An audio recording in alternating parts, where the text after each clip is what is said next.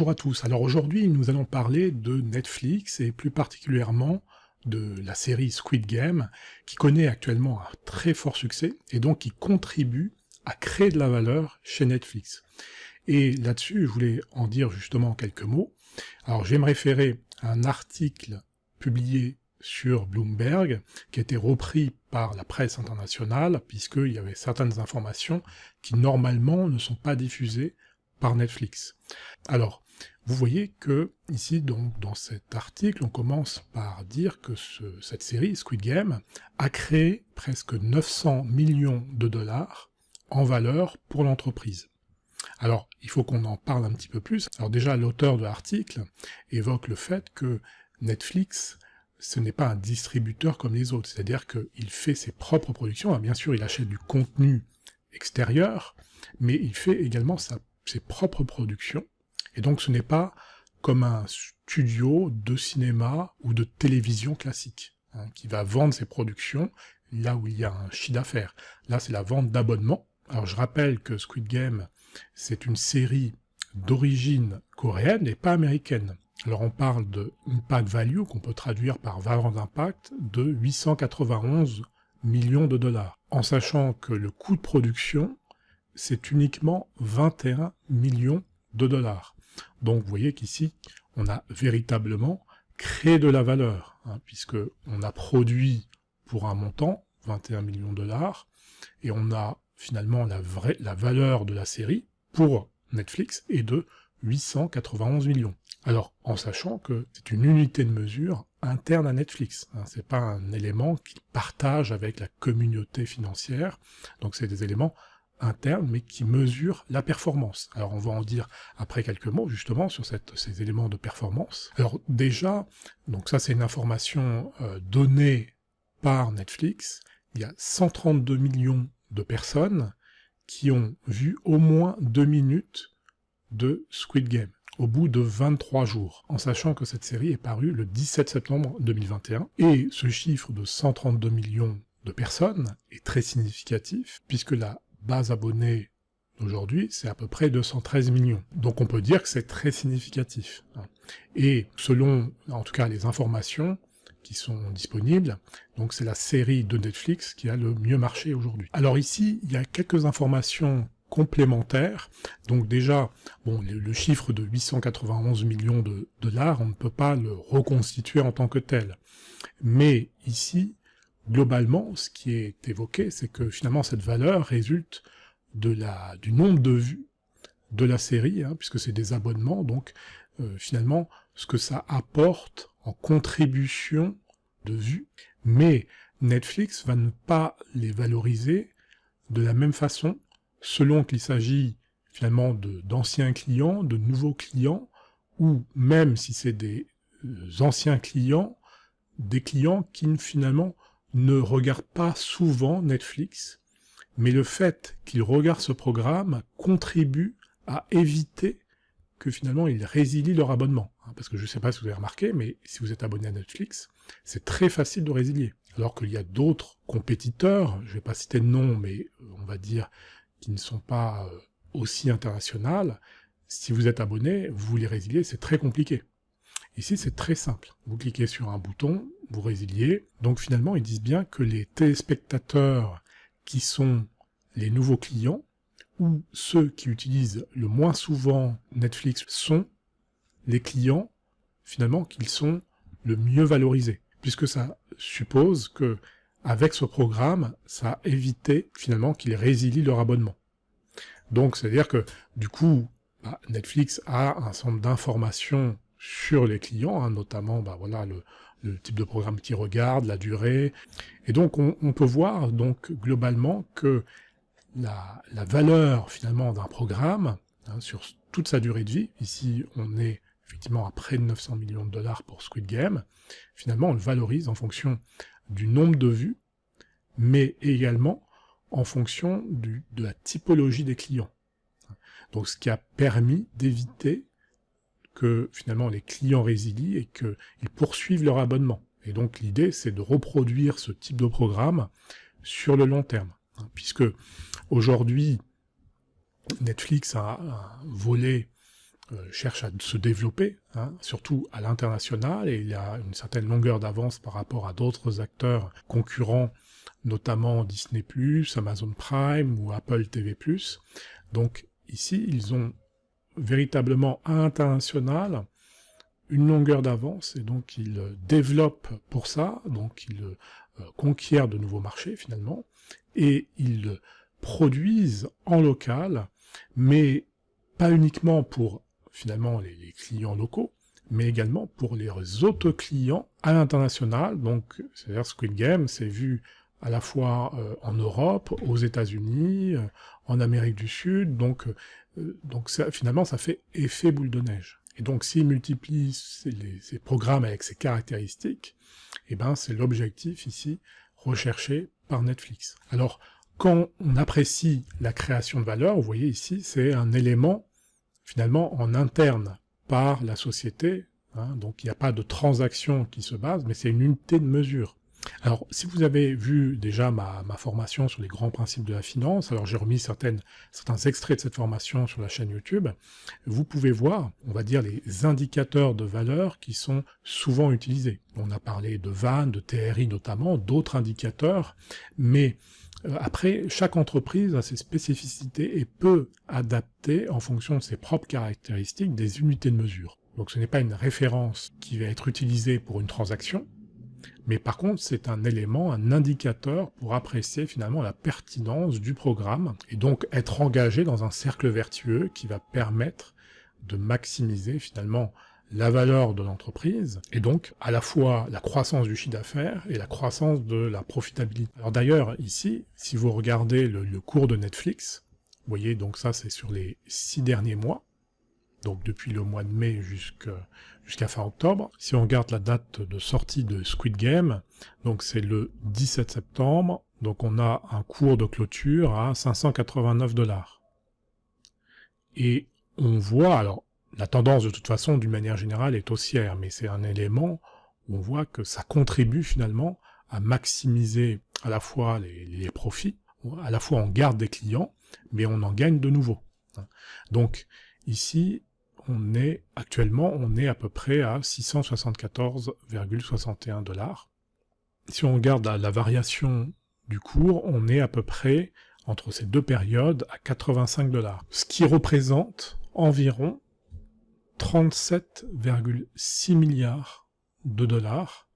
Donc vous voyez que aujourd'hui on est à 299 milliards de dollars, on a presque 443 millions d'actions. Donc globalement, vous voyez, ça fait un accroissement de la valeur qui est très significatif. On peut d'ailleurs regarder là dans cet article des Échos, on voit que le service de vidéo en ligne a enregistré 4,4 millions d'abonnés en plus, donc au troisième trimestre, et s'attend en plus à une croissance de 8,5 millions supplémentaires avant la fin de l'année. Et ils disent bien dans cet article que le phénomène Squid Game semble avoir déjà produit son effet sur Netflix, alors qu'il y avait un net ralentissement en premier semestre. Eh bien, il y a des nouveaux clients, et donc une croissance du chiffre d'affaires donc sur la période juillet à septembre. D'ailleurs, c'est intéressant de voir aujourd'hui les prévisions en termes de chiffre d'affaires. Vous voyez que 2021, on anticipe 29,7 milliards de dollars, 2022, 34,1 milliards de dollars, et 2023, 39,09 milliards de dollars. Donc c'est une croissance quand même qui est très soutenue. D'ailleurs, c'est intéressant de voir ici le niveau de valorisation. Vous regardez des indicateurs qui sont souvent utilisés dans la mise en œuvre des méthodes d'évaluation. Vous voyez, valeur d'entreprise sur chiffre d'affaires, on est à peu près, donc sur la base de la dernière année, 10,8 fois le chiffre d'affaires. On est à 46 fois l'EBITDA. Donc c'est pas des niveaux qu'on rencontre souvent, finalement, mais ça traduit surtout la perspective de croissance de Netflix, à la fois en nombre d'abonnés, puisqu'ils ont une croissance internationale très forte, donc par rapport à la base programme qu'ils ont aujourd'hui, mais également future, parce qu'ils investissent des milliards de dollars dans des productions, et puis pour acheter également du contenu, mais ils sont surtout axé sur la production originale, hein, aujourd'hui c'est ce qu'ils développent, pour se différencier justement, et donc ils anticipent à la fois le succès de nouvelles productions, hein, mais ils ont fait déjà leurs preuves, hein, on va dire Squid Game, même si c'est la plus grosse réussite, à aujourd'hui, il y en a eu d'autres succès, donc de leur propre production. Les analystes, les investisseurs, croient dans la capacité à reconduire ce modèle. Alors c'est intéressant d'ailleurs d'essayer de comprendre les raisons d'un tel succès.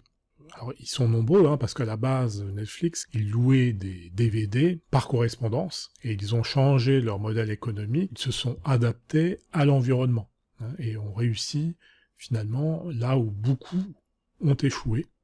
Et d'ailleurs, là-dessus, souvent, on va dire que ce qui fait aussi la réussite d'une entreprise, c'est ses effectifs, sa masse salariale, hein, donc c'est les ressources humaines, puisque tout ça, c'est succès, c'est réussite, et derrière, il y a aussi de l'humain.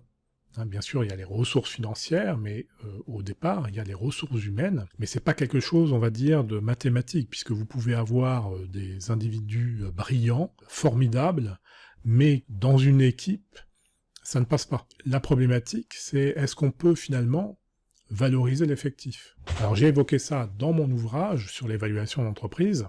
Je reprends justement mon ouvrage dans les questions sur lesquelles je pose, c'est notamment est-ce que le capital humain d'une entreprise influence-t-il la valeur d'une entreprise? Et deuxième question, c'est comment estimer la valeur du capital humain d'une entreprise?